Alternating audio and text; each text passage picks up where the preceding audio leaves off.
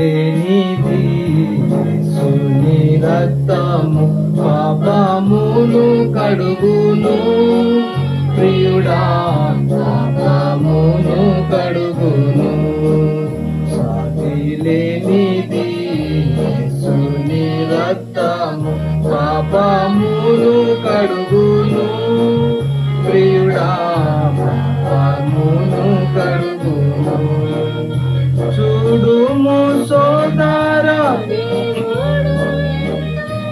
ప్రేమించే జగతి ప్రియుడా ప్రేమించే జగతి చూడుము సోదరా దేవుడు ఎంతో ప్రేమించే జగతి ప్రియుడా ప్రేమించే జగతి సిలువలో ప్రాణము నర్పించ సిలువలో ప్రాణము నర్పించ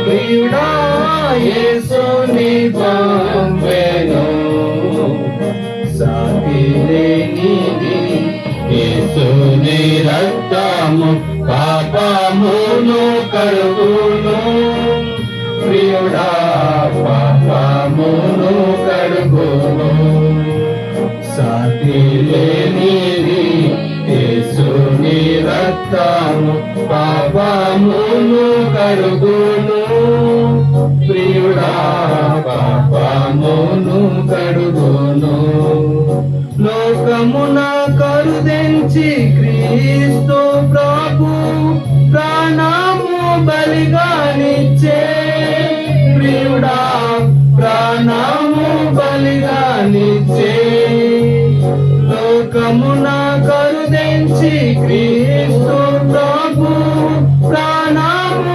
బలిగానిచ్చే ప్రియుడా ప్రాణము బలిగానిచ్చే లోక పాపమెల్ల సిలువలో లోక పాపమెల్ల సిలువలో మోసి తొలగించే శాపము ప్రియుడా తొలగించే శాపము సాటి లేనిది యేసుని రక్తము పాపమును కడుగును ప్రియుడా పాపమును కడుగును సాటి లేనిది యేసుని రక్తము పాపమును కడుగును ప్రియుడా పాపమును కడుగును వినుము సోదరా ప్రభు యేసు క్రీస్తుని పరలోక వార్తను ప్రియుడా పరలోక వార్తను వినుము సోదరా ప్రభు యేసు క్రీస్తుని పరలోక వార్తను ప్రియుడా పరలోక వార్తను ఉన్నతమైన పరలోక ప్రేమను ఉన్నతమైన పరలోక ప్రేమను చాటించుచుంటివి ప్రియుడా చాటించుచుంటివి సాటి లేనిది యేసుని రక్తము పాపమును కడుగును ప్రియుడా పాపమును కడుగును సాటి లేనిది యేసుని రక్తము పాపమును కడుగును ప్రియుడా పాపమును కడుగును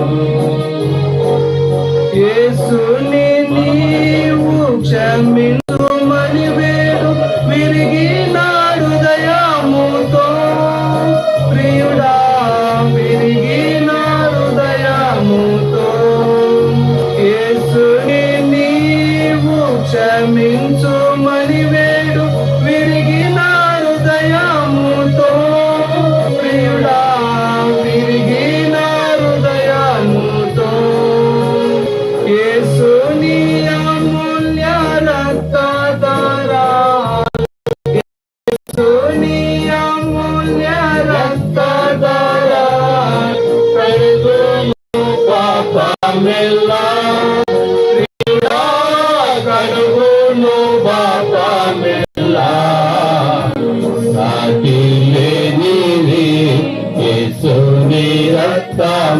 పాపమును కడుగును ప్రియుడా పాపమును కడుగును సాగిలేనిది యేసుని రక్తము పాపమును కడుగును ప్రియుడా పాపమును కడుగును పాప భారమును మోసికొని నీవు ప్రయాసముందేదావా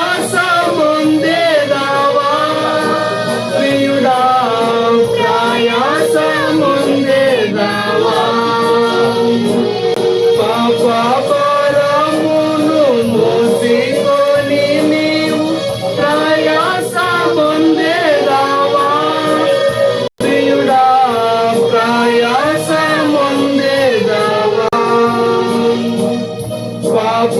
పాపముక్కుకొని యేసు పాదముల పాపముక్కుకొని యేసు పాదముల చెంతకు చేరుము ప్రియుడా చెంతకు చేరుము సాటిలేనిది యేసుని రక్తము పాపమును కడుగును ప్రియుడా పాపమును కడుగును సాటిలేనిది యేసుని రక్తము పాపమును కడుగును ప్రియుడా పాపమును కడుగును దర్శించుచున్నది స్వల్ప జీవితము శీఘ్రముగారము ప్రియుడా శీఘ్రముగారము గతించుచున్నది స్వల్ప జీవితము శీఘ్రముగారము ప్రియుడా శీఘ్రముగారము కర్త యేసునందు విశ్వాసముంచి కర్త యేసునందు విశ్వాసముంచి రక్షణ పొందుము ప్రియుడా రక్షణ పొందుము సాటిలేనిది యేసుని రక్తము పాపమును కడుగును ప్రియుడా పాపమును కడుగును సాటిలేనిది యేసుని రక్తము పాపమును కడుగును ప్రియుడా పాపమును కడుగును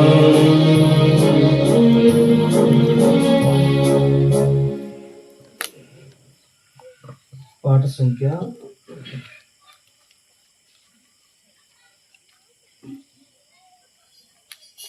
'సిలువ చింతకురా సిలువ చింతకురా' అనే పాట. సిలువ చింతకురా లేదు కదా దాంట్లో.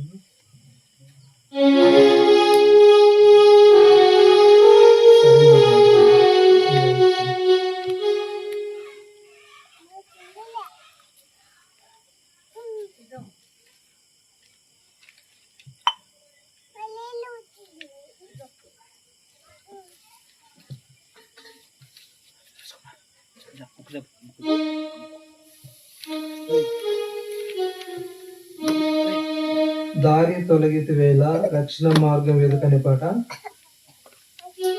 పాత పుస్తకంలో 734, పాతదైతే 734, కొత్త పుస్తకంలో తెలియదు. పాత పుస్తకం అయితే 734. దారి తొలగితి వేళ.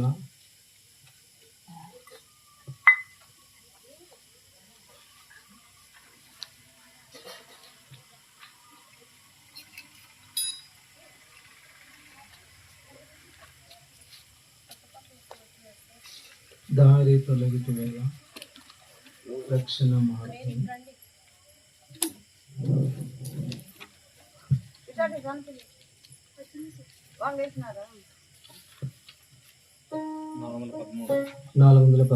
కొత్త పుస్తకంలో 413, పాత పుస్తకాలు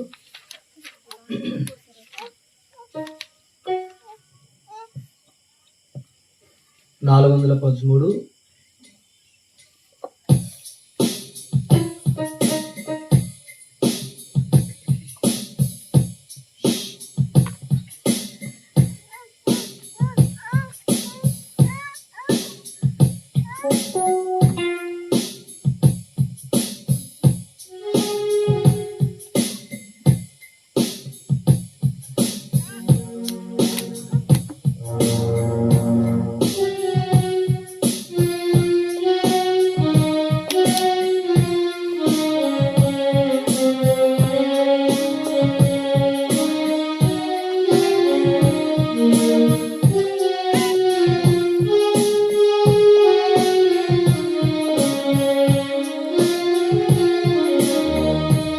దారి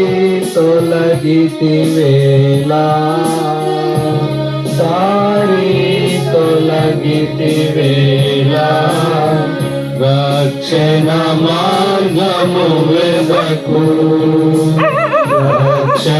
మార్గము వెదకు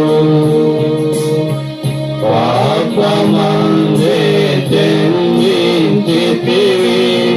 పాపమందే జీవించితివి పాపమందే జన్మించితివి పాపమందే జీవించితివి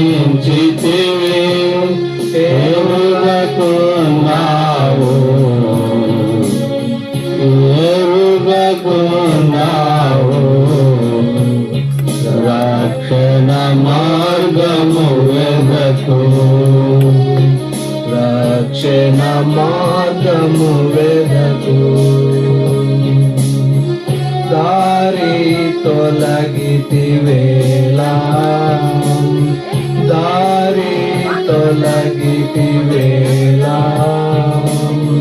రక్షణ మార్గము వెదకు రక్షణ మార్గము వెదకు పాప ఫలితము మరణము పాప ఫలితము ఘోర మరణము నరకదండనాగ్ని గుండము నరకదండనాగ్ని గుండము మారు మనసును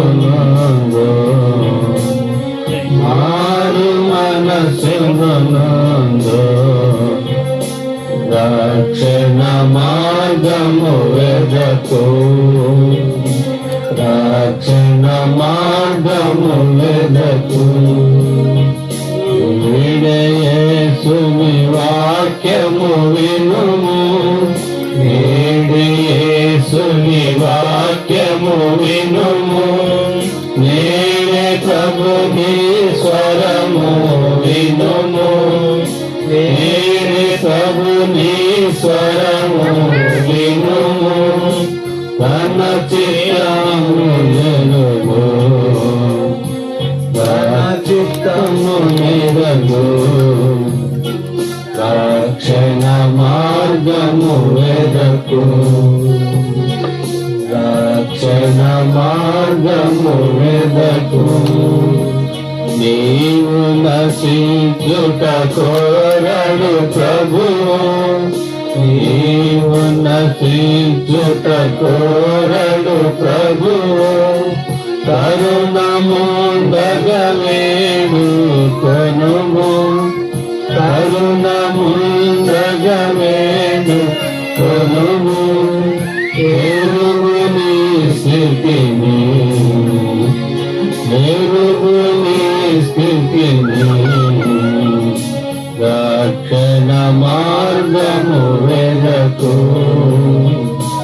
రక్షణ మార్గము వెదకు అందరినీ మారు మనసును అందరినీ మారు మనసును పొందుమని ప్రభు ఆజ్ఞాపించే పొందుమని ప్రభు ఆజ్ఞాపించే పశ్చాత్తాపడు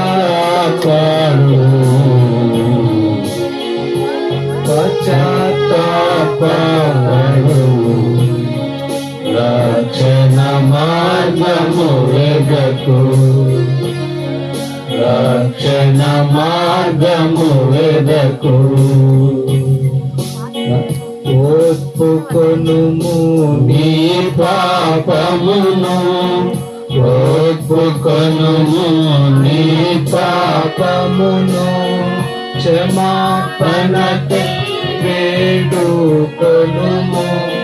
క్షమాపణకై వేడుకొనుము రక్షణ పొందెదవు రక్షణ పొందెదవు రక్షణ మార్గము వెదకు రక్షణ మార్గము వెదకు ఈశ్వరముతో అడిగిన ఎడల విశ్వాసముతో అడిగిన ఎడల పొందెదవని నిశ్చయముగా నెరుగు పొందెదవని నిశ్చయముగా నెరుగు గొప్ప రక్షణ ఇదే గొప్ప రక్షణ ఇదే రక్షణ మార్గము వెదకు రక్షణ మార్గము వెదకు దారి తొలగితివేరా దారి తొలగితివేరా రక్షణ మార్గము వెదకు రక్షణ మార్గము వెదకు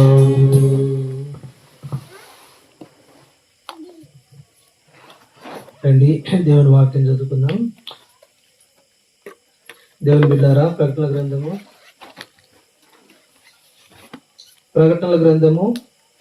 2వ అధ్యాయము ప్రకటన 2వ అధ్యాయము 13వ వచనం అందరం కూడా కలిసి చదువుకుందామండి. ప్రకటన 2వ అధ్యాయము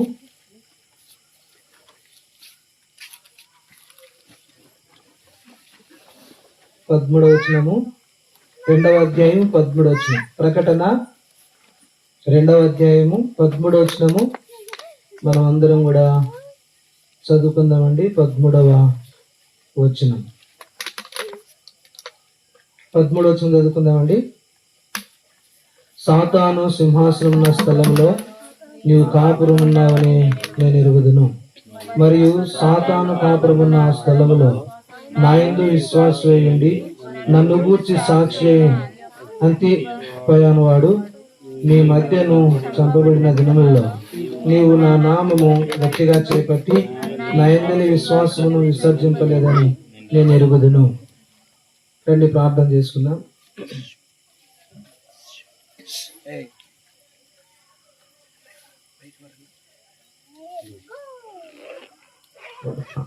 ప్రేమ స్వరూపం తండ్రి, కృపా సత్య సంప్రదైన దేవ, అల్ఫా ఒమేగైన దేవుడు తండ్రి, అబ్రహాము ఇస్సాకు యాకోబుల దేవుడు, ఈ రాత్రి ప్రభువా కటికిందపల్లిలో తండ్రి కొన్ని నిమిషాలని వాక్యం ప్రకటిస్తున్నట్లుగా మీరే సహాయించుని ప్రార్థన చేస్తున్నాను తండ్రి. చదవలేని భాగాన్ని మీరే మా నిమిత్తమై విరిచి పంచుతామని ప్రార్థన చేస్తున్నాను.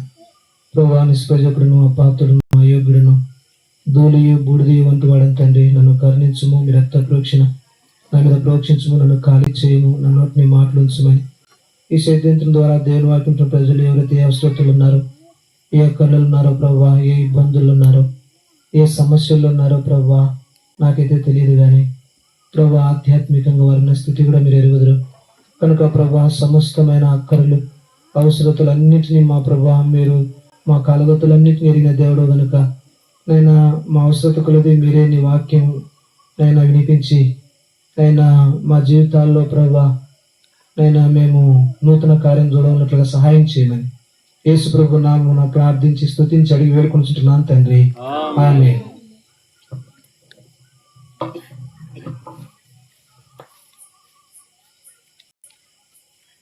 దేవుని బిడ్డలారా, ఈ రాత్రి ప్రకటనల గ్రంథము 2వ అధ్యాయము 13వ వచనంలో సాతాను సింహాసనం ఉన్న స్థలములో నీవు కాపురం ఉన్నావని నేను ఎరుగుదును. కాబట్టి ప్రభువే చెప్తున్నాడు, నువ్వు నేను మనం అందరం ఎక్కడున్నావంట? సాతానుడు సింహాసనం వేసుకొని ఉన్న స్థలంలో మనం ఉన్నామని చెప్పి ప్రభువే ఈ మాట చెప్తా ఉంటున్నాడు. కాబట్టి సాతానుడు సింహాసనం వేసుకొని ఉంటా ఉన్నాడు అంటే అర్థం ఏంటంటే సాతాను యొక్క రాజ్యంలో మనము ఉన్నాం. మధ్యాహ్నం అన్న ఒక చిన్న ఉదాహరణ జ్ఞాపకం చేస్తూ వచ్చినాడు.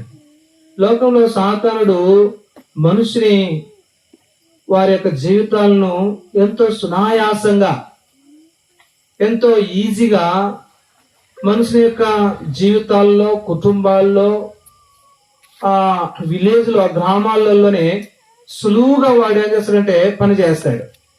కాబట్టి ఇలాగా ఒక రాజుకు ఒక గుర్రం ఉండేదంట.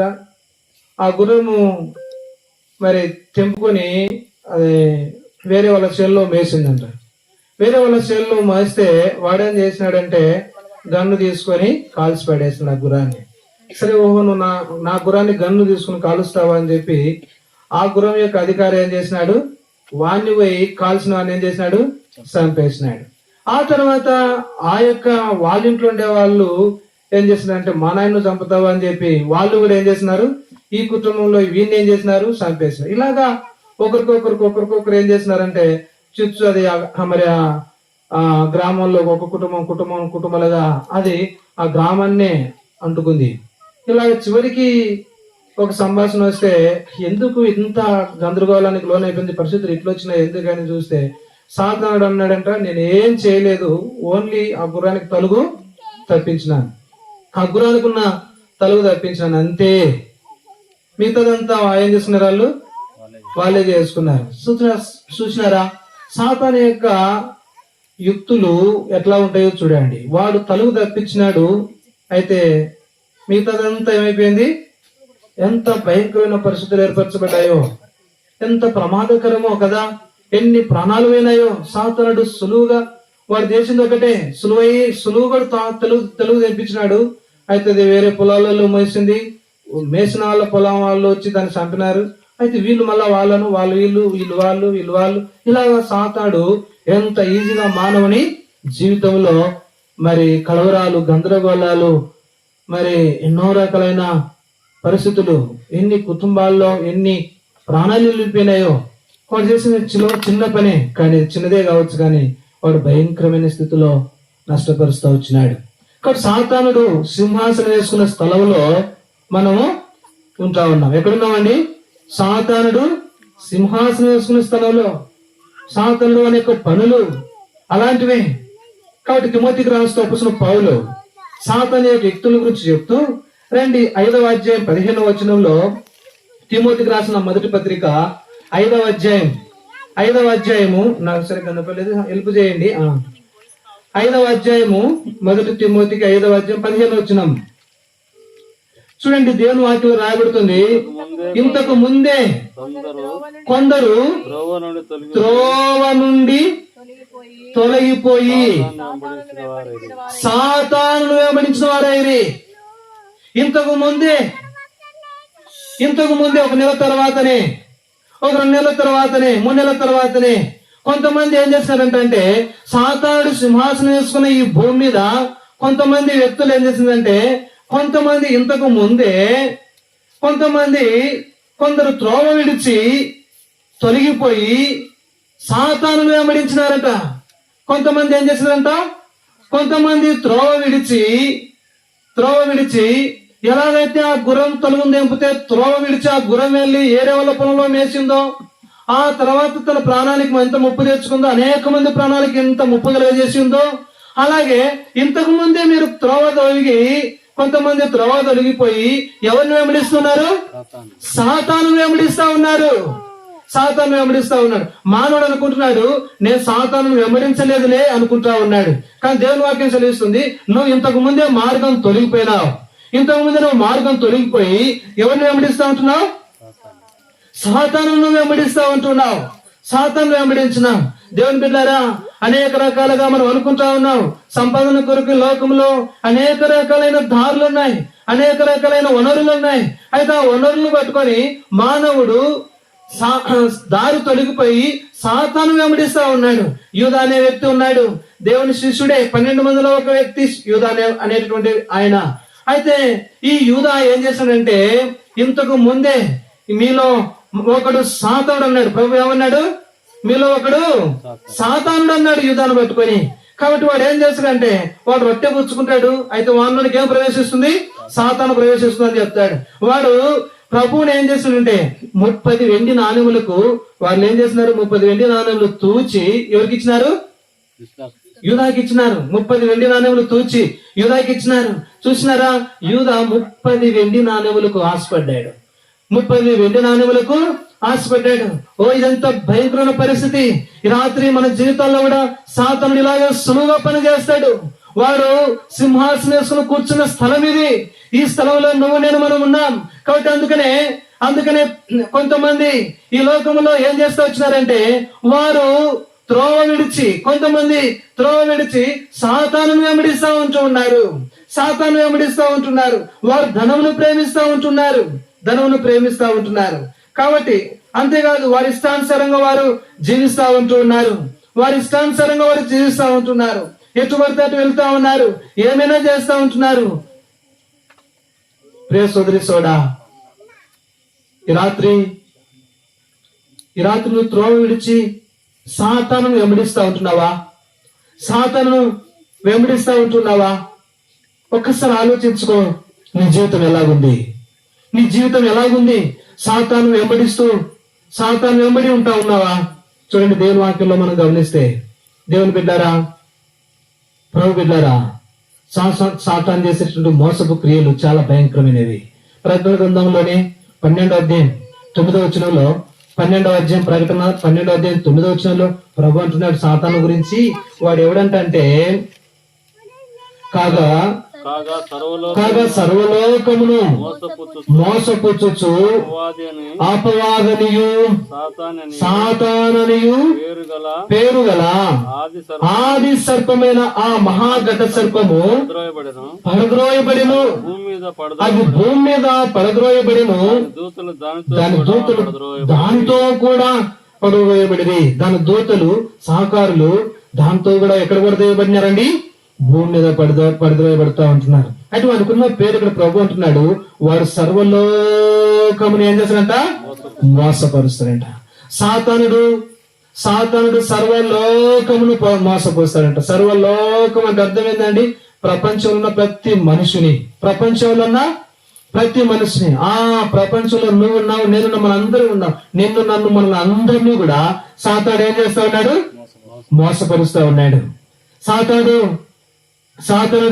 మోసపరుస్తా ఉన్నాడు. ఎలాగ మోసపరుస్తున్నాడు సాతానుడు అంటే, మనం ఎరుగుదము ఆరంభంలోనే ఆదామవలను వాడు ఎట్ట చేసినాడు అంటే, ఎంతో ఈజీగా వాడు మోసం చేసినాడు. ఎంతో ఈజీగా. ఇది నిజమా? ఈ తోట చెట్ల పొలంలో దేని నేను తినకూడదని చెప్పానా అని చెప్తూ వాడు ఎంతో ఈజీగా హవ్వను ఏం చేసినాడు? మోసపరుస్తా వచ్చినాడు. ఏదైతే దేవుడు తినకూడదని వారికి ఆజ్ఞాపించాడు, ఆ పండ్లను వారు తినేటట్లుగా హవ్వను మోసపరిచినాడు. ఆనాటి ఆది మానవులను వాడు మోసపరుస్తా వచ్చినాడు. ఓ, ఇదంతా భయంకరమైన పరిస్థితి. ఆ తర్వాత వారి పరిస్థితి మనం ఎరుగుదాము. వారు దిగంబరులు అయిపోయినారు. వారు సమాధానం కోల్పోయినారు. వారి సంతోషాన్ని కోల్పోయినారు. దేవునితో సహవాసాన్ని కోల్పోయినారు. వారి జీవితంలో భయం నింపబడింది. నెమ్మది లేదు, సంతోషం లేదు. సాతానుడు చేసే మోసంలో పడిపోయిన ఎవరి జీవితంలో నెమ్మది అనేదే ఉండదు. ఎవరి జీవితంలో సంతోషం అనేదే ఉండదు. ఎవరి జీవితంలో కూడా దేవునితో సహవాసం ఉండదు. ఏ మానవుడు దేవుని దగ్గరికి రాలేడు. సాతాను మోసపరిచిన వ్యక్తి వాడు ఎప్పుడు సిగ్గుతో, అవమానంతో, మరి ఎంతో భయంకరమైన స్థితిలో ఉంటాడు. కాబట్టి ఈ రాత్రి పేరు సోదరి సోడా, సాతానుడు ఒకవేళ బహుశా నీ జీవితంలో కూడా నిన్ను మోసపరుస్తా వచ్చినాడేమో. ఆదాము వలన అలాగే వాడు మోసపరుస్తా వచ్చినాడు. మోసపరుస్తూ వచ్చినాడు. ఎంతో భయంకర పరిస్థితి. చూడండి మత్తయి సువార్త 4వ అధ్యాయం 1వ వచనం నుంచి మనం చూస్తే, మత్తయి సువార్త 4వ అధ్యాయం మత్తయి సువార్త 4వ అధ్యాయం 1వ వచనంలో నుంచి గమనిస్తే, అప్పుడు యేసు అపవాది చేత శోధింపబడుటకు ఆత్మ వలన చూసినారా, సాతానుడు ఏం చేస్తున్నాడు? వాడు శోధిస్తా ఉన్నాడు. ఈ లోకంలో హవ్వను సాతానుడు శోధించినాడు తన మాటల చేత. అలాగే నిన్ను నన్ను మనల్ని కూడా సాతానుడు ఏం చేస్తాడండి? శోధించేవాడుగా ఉంటా ఉన్నాడు. భయంకరంగా వాడు శోధిస్తాడు. వాడు నీ దగ్గరకు మందు తీసుకొస్తాడు. తాగు, ఏం కాదులే, ఈ పూట తాగొద్దు, చాలు. నీకు ఈరోజు కళ్ళు నొస్తున్నాయి కదా, ఈరోజు నీకు ఒళ్ళు నొప్పులు వస్తా ఉన్నాయి కదా, ఈరోజు తాగితే ఏం కాదులే, మనం క్షమించమని అడుగు. మీ దేవుడు క్షమించేవాడు కదా, ఎంతో జాలి లేనివాడు కదా, క్షమిస్తాడులే. ఇప్పుడు క్షమాపణ కోరు, నువ్వు తాగు, ఏం కాదు అని చెప్పి వాడు ఎంత ఈజీగా మనల్ని ఏం చేస్తాడంటే, మనకు ఏదో ఆరోగ్యంగా మనం అనారోగ్యంగా ఉన్నామని చెప్పినట్లు, వాడు మన మీద ఏదో జాలి పడినట్లు, ఏదైతే దేవుడు చేయకూడదు తప్పని మనతో చెప్పినాడో, ఏదైతే ప్రభుకి విరోధంగా మనం ఏ పాపం అయితే చేయకూడదో దాన్ని వాడు మనతోనే చేయిస్తాడు. మనతోనే ఎంత శోధన చెప్పండి, ఎంతో భయంకరమైన శోధన. అబద్ధం ఆడకూడదు, కానీ చిన్న అబద్ధమే కదా ఆడు, న్యాయం కోసమే కదా, ఒకరు అన్యాయం జరగకూడదు కదా, ఆడు, ఏం కాదులే అంటాడు. ఇలాగా అబద్ధాలు, ఎన్నో రకాలైన పాపములు వాడు శోధించి మానవుడు ఏం చేస్తా ఉన్నాడు? శోధించి మోసపరుస్తా ఉంటున్నాడు. రే సోదరి సోడా, వాడు ఎవరండి? సాతానుడు మోసగాడు. ఎవరండి? మోసగాడు. సాతానుడు మోసగాడు. వాడు చూడండి, దేవుని వాక్యంలో మనం గమనిస్తే, దేవుని బిడ్డారా రండి, దేవుని వాక్యంలో మనం గమనించినట్లయితే లూకాసు వార్త 13వ అధ్యాయం, లూకాసు వార్త 13వ అధ్యాయం 16వ వచనంలో 13:16లో, ఇదిగో 18 ఏళ్ల నుండి సాతాను బంధించిన అబ్రహాము కుమార్తె అయిన ఈమెను విశ్రాంతి దినమందు ఈ కట్ల నుండి విడిపింపదగదా అని అతనితో చెప్పాను. కాబట్టి ప్రియ సోదరి సోదరా, ఇదిగో 18 సంవత్సరాల నుండి సాతాను బంధించిన అబ్రహాము కుమార్తె అయిన ఈమెను విశ్రాంతి దినమున ఈ కట్ల నుండి విడిపింపదగదా. సాతానుడు ఈమెను 18 సంవత్సరాల నుంచి బంధించినాడు. 1 సంవత్సరం కాదు, 2 సంవత్సరాలు కాదు, 3 సంవత్సరాలు కాదు. ప్రియ సోదరి సోదర స్నేహితుడా, 18 సంవత్సరాల నుంచి త్రాగుడుకు బానిసైపోయినావు. ఎన్నో సంవత్సరాల నుంచి త్రాగుడుకు బానిసైపోయినావు. ఎన్నో సంవత్సరాల నుంచి నువ్వు జర్దా కిల్లలు నవ్వుతా ఉంటున్నావు. ఎన్నో సంవత్సరాల నుంచి వ్యభిచారానికి లోనైపోయినావు. ఎన్నో సంవత్సరాల నుంచి నువ్వు జూదానికి లోనైపోతా వచ్చినావు. ఎన్నో సంవత్సరాల నుంచి భయంకరమైన అబద్ధాలు, భయంకరమైనటువంటి పాపానికి లోనైపోతా ఉంటున్నావు. ఎన్నో రహస్యమైన పాపాలు ఎవరు చూడలేదులే అని చెప్పి ఎన్నో సంవత్సరాల నుంచి రహస్యంగా నీ పాపపు జీవితంలో నువ్వు గడుపుతా ఉంటున్నావు. ఎంతో భయంకరమైన చీకటి జీవితాన్ని నువ్వు గడుపుతా ఉన్నావు. నీకు నెమ్మది లేదు, సంతోషం లేదు, సమాధానం లేదు. అయితే దేవుని వాక్యం రాబోతుంది, ఇటువంటి నా బిడ్డలు అబ్రహాము కుమార్తెని ఈ బిడ్డను 18 సంవత్సరాల నుంచి కట్ట చెత్త కట్టుబడిన ఈ బిడ్డను స్వస్థపరచకూడదా అని చెప్పి ప్రభు అంటున్నాడు. ఈ రాత్రి యేసుక్రీస్తు ప్రభు వారు సాతాను బంధించి ఏ పాపంలో అయితే నిన్ను బంధించిందో, ఏ అక్రమ జీవితంలో అయితే నిన్ను బంధించిందో, ఏ పాడు వ్యసనాలకైతే నిన్ను సాతాను బంధించినాడో, అట్టి బంధకాల నుంచి యేసు ప్రభు వారు ఎన్ని సంవత్సరాలైనా పర్వాలేదు, నీ పాపం ఎంత ముదిరిపోయినా పర్వాలేదు. అయితే యేసుక్రీస్తు వారు నిన్ను ఈ రాత్రి ఆయన ఆ పాపపు బంధకాల నుంచి నిన్ను తెంపాలని, విడిపించాలని కోరుతా ఉన్నాడు. అట్టి పాపము బంధకాల నుంచి నేను విడిపించాలని కోరుతున్నాడు. ఇదిగో అబ్రహాము కుమార్తెని ఈమెను విడిపింపదా కదా అన్నట్టుగా ఈ రాత్రి బిడ్డ, నేను యేసు ప్రభువు ప్రేమిస్తా ఉన్నాడు. నువ్వు ఆయన బిడ్డవు, నువ్వు ఆయన కుమార్తె. స్నేహితుడా, ఈ రాత్రి ప్రభును ఆయన బిడ్డవని ఈ రాత్రి నిన్ను విడిపించాలని ప్రభు కోరుతున్నాడు. నువ్వు దేనికి బానిసైపోయినా, నీ పాపం ఎంతో పెద్దదైనా ఈ రాత్రి ప్రభు యేసు ప్రభు వారిని పిలుస్తా ఉన్నాడు. నిన్ను విడిపించడానికే, యేసు ప్రభు వారిని నిన్ను విడిపించడానికే ఆయన ఈ రాత్రి ఇక్కడికి వచ్చిన వాడుగా ఉంటున్నాడు. అది ఏ వ్యసనమైనా, అది ఎంత బలహీనత అయినా, విడిపించబడలేనిదైనా, సాతాను విడిపింపబడకుండా గట్టిగా ముడేసినాడేమో, గట్టిగా కట్టేసినాడేమో ఈ రాత్రి ప్రవేశకుడా. ఈ రాత్రి 18 సంవత్సరాల నుంచి బంధించబడిన సహోదరిని దేవుడు ఏం చేసినాడు? విడిపించిన వాడుగా ఉంటున్నాడు. విడిపించిన వాడుగా ఉంటూ ఉన్నాడు. ప్రియ సోదరి సోదరుడా, చూడండి దేవుని వాక్యంలో మనం గమనిస్తే అపోస్తుల కార్యములు 10వ అధ్యాయం, అపోస్తుల కార్యములు 10వ అధ్యాయం 38వ వచనంలో, అపోస్తుల కార్యములు 10వ అధ్యాయం 38వ వచనంలో, 38వ వచనంలో అక్కడ ఒక మాట రాయబడుతుందండి. చూడండి. దేవుడు నజరేయుడైన యేసును పరిశుద్ధాత్మతోను శక్తితోను అభిషేకించిననునే దేవుడు ఆయనకు తోడై ఉండి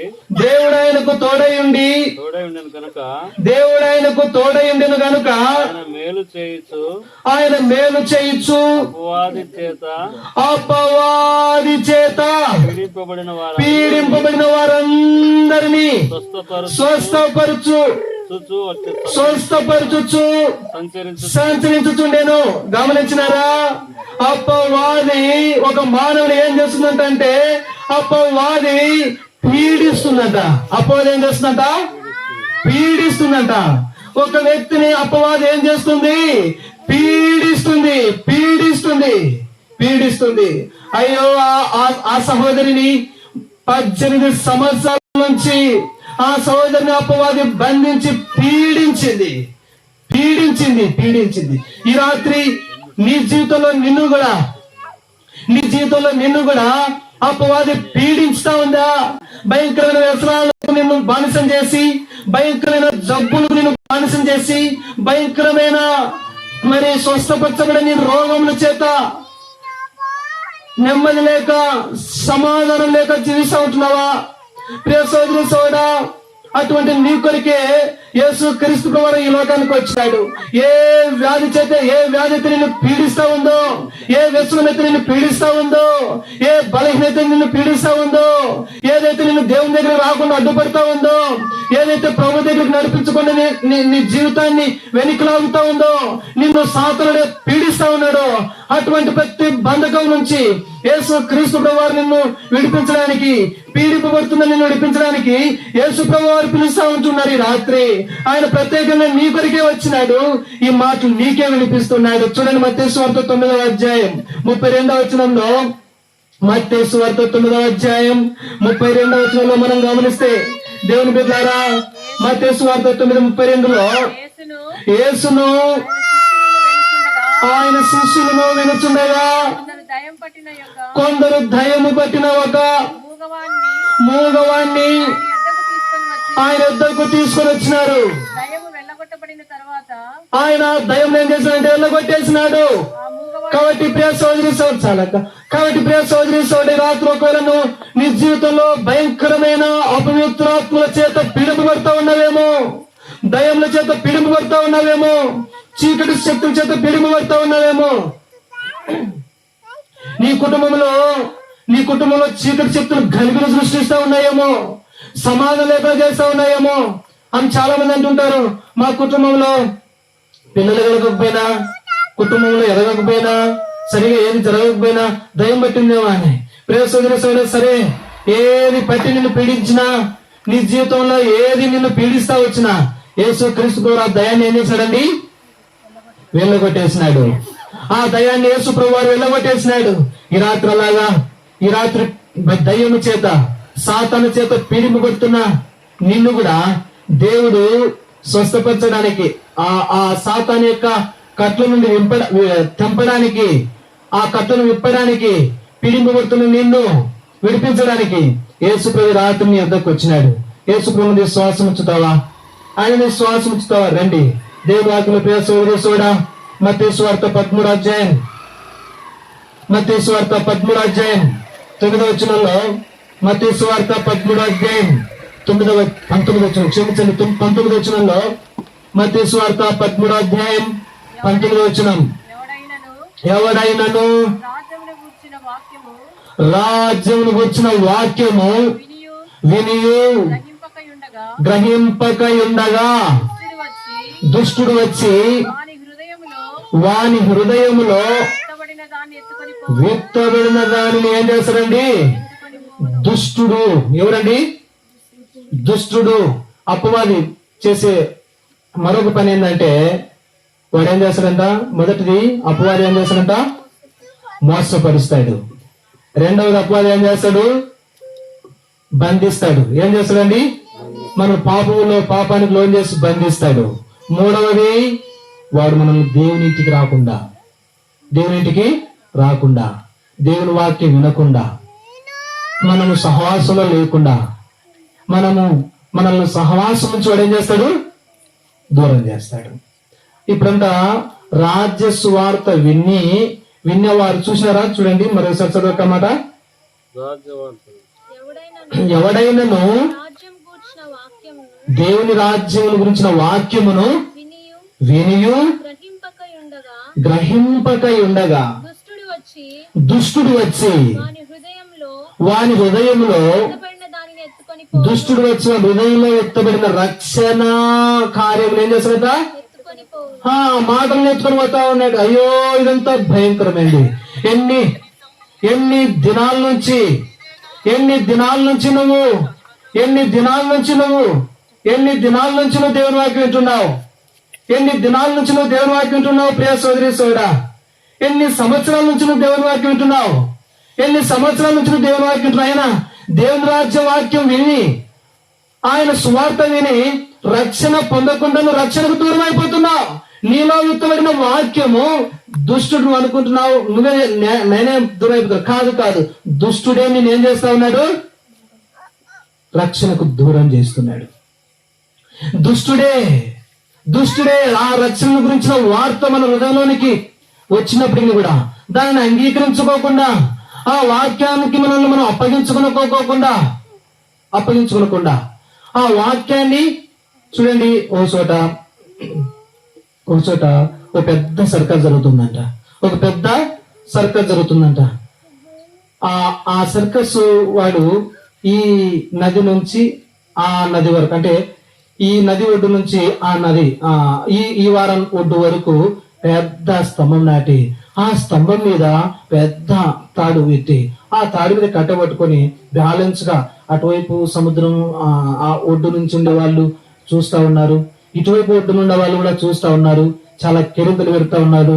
ఈ వ్యక్తి ఆ కట్టె పట్టుకొని ఆ తాడు మీద నడుస్తా ఆ ఒడ్డుకు చేరుకున్నాడు. అందరూ కూడా అభినందించినారు.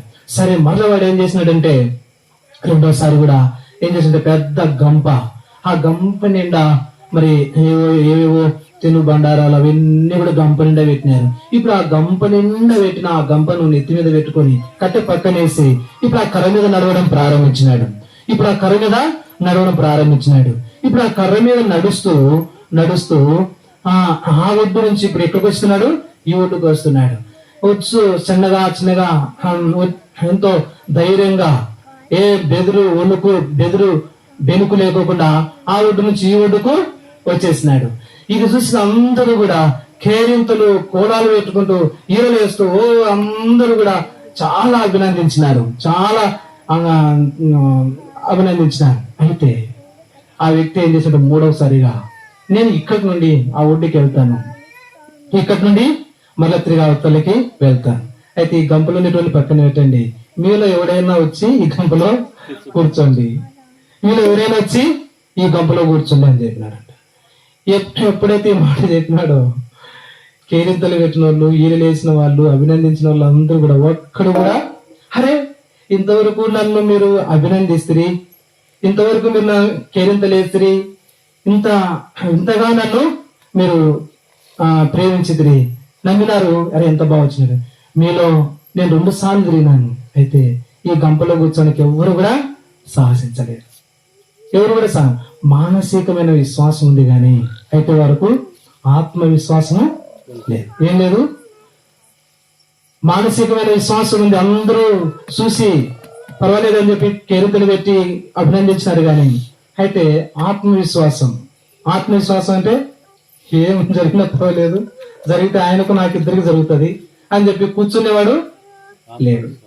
ఆత్మవిశ్వాసం అనేది అట్లాగా. అంటే దుష్టుడు ఏం చేస్తాడంటే, మనము మందిరానికి వెళ్ళొచ్చు, అన్ని చేయొచ్చు, మనం అభినందించవచ్చు. కానీ అయితే ఆత్మవిశ్వాసం అంటే ప్రభుకు మనల్ని మనం అంటే ఆ వ్యక్తిని అభినందించినా పర్వాలేదు, కానీ ఆ వ్యక్తికి తమ్మును తాము ఎవరు కూడా అప్పగించుకోలేకపోయినా, అలాగే మనం కూడా మన ప్రభువుకు మనము అప్పగించుకోలేకపోతున్నాం.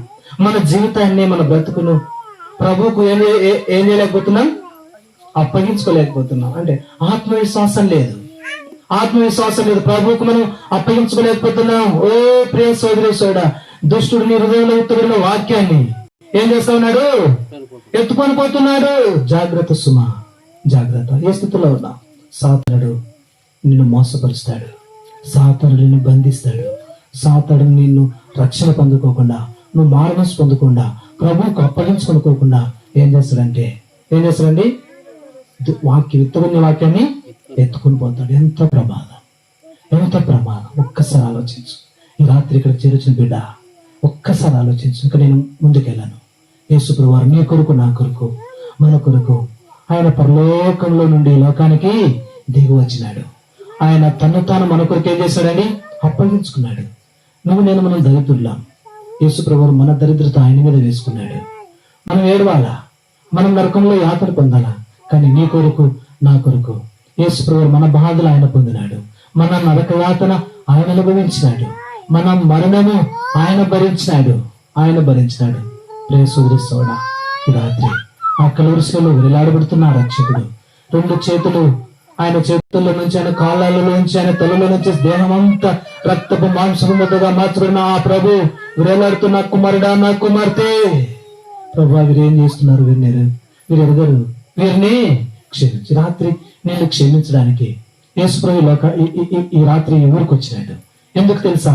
నిన్ను క్షమించడానికి, సాతాను మోసం నుంచి విడిపించడానికి, సాతాను కట్ల నుంచి విడిపించడానికి, సాతాను వాక్యం ఎత్తుకోకుండా, రాజ్య స్వార్థ రక్షణ కార్యం జరగకోకుండా, ఆ వాక్యము అప్పగించుకోకుండా, ఆ వాక్యానికి అప్పగించుకోకుండా నేను ఎత్తుకున్న వాక్యాన్ని ఎత్తుకొని పోతున్నాడు.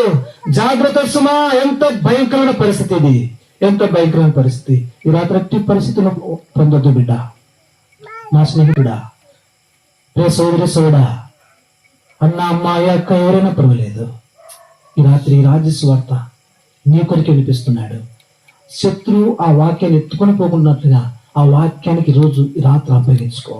ఆ రక్షకుడు నీ కొరకే రక్తమంతా చెందించినాడు. ఆయన చనిపోయి సమాధి చేయబడ్డాడు. 3వ దినాన మృత్యుం జయించి లేచినాడు. యేసుప్రభువు వారు మృత్యుం జయించి లేచిన దేవుడు. ఆయన మరలా ఒక దినాన రాబోతున్నాడు. నన్ను మనల్ని అందరినీ కూడా ఏం చేస్తాడు? యేసుప్రభువు వారు తీసుకొని పోతాడు. మేఘాల మీద యేసుప్రభువు వారు వస్తాడు. మనందరినీ మేఘాల మీదనే తీసుకొని పోతాడు. ఈ రాత్రి ఆయన రాకడ కొరకు ఏమి సిద్ధంగా ఉంటావా? నువ్వు రక్షణ లేకుండా ఎలా సిద్ధపడగలవు? ఒక్కసారి ఆలోచించుకో బిడ్డ, ఒక్కసారి ఆలోచించు. దేవుడు తన వాక్యాన్ని దీవించి ఆశించినాక రండి ప్రార్థన చేసుకుందాం.